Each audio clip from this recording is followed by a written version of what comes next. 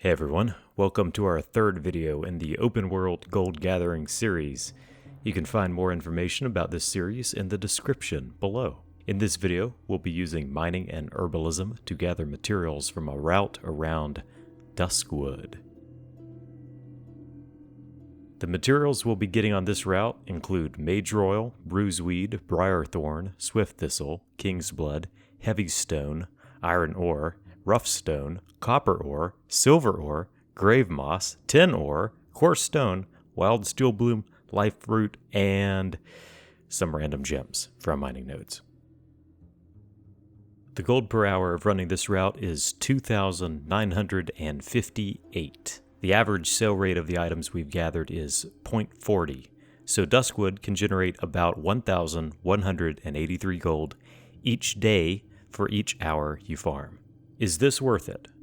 Probably not, unless you can demand significantly higher prices for these materials. Many raw gold farms generate at least 4,000 gold per hour, so ideally we would want Duskwood to generate around 10,000 gold per hour to be worth our time at a 0.40 sale rate. That would require a massive 745% increase in price for the gathered items, which is extremely unlikely anytime soon, unless you can afford to wait for gold inflation many years later. Duskwood has a huge variety of materials to gather, and a lot of these materials are classic mid-range herbs and ores.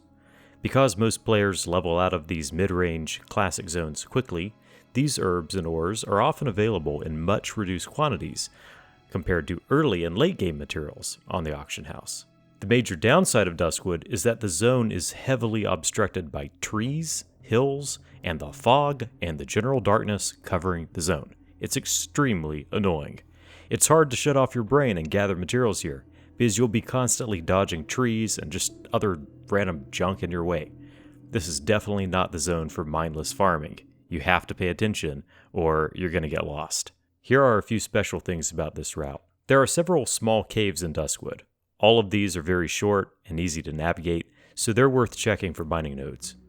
The Ogre Mound is especially good because multiple nodes can spawn in there, and rare chests often spawn too that can sometimes contain decent transmog items for collecting or selling. Now that we've gathered data from 3 different zones, we can start comparing these zones against each other.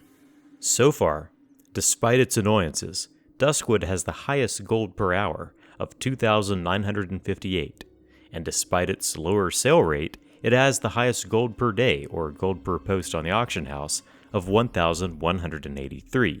So, Duskwood could take you a little bit longer to sell these items, but you'll probably make a little bit more money versus the other 2 zones that we've already looked at. Comparatively, Elwyn Forest so far has the lowest gold per hour and the lowest gold per day or post. If it were me, and if I could only choose among these 3 zones to farm in, which frankly is kind of ridiculous, but it's what we've got so far, I would choose Westfall. Westfall is only slightly less gold per post or gold per day than Duskwood, and it's a heck of a lot easier to fly around mindlessly in. But, it's up to you. And that's all for Duskwood. If you enjoyed this video, please give a thumbs up and subscribe. Have an excellent day, and I'll see you for the next video. Stay strong.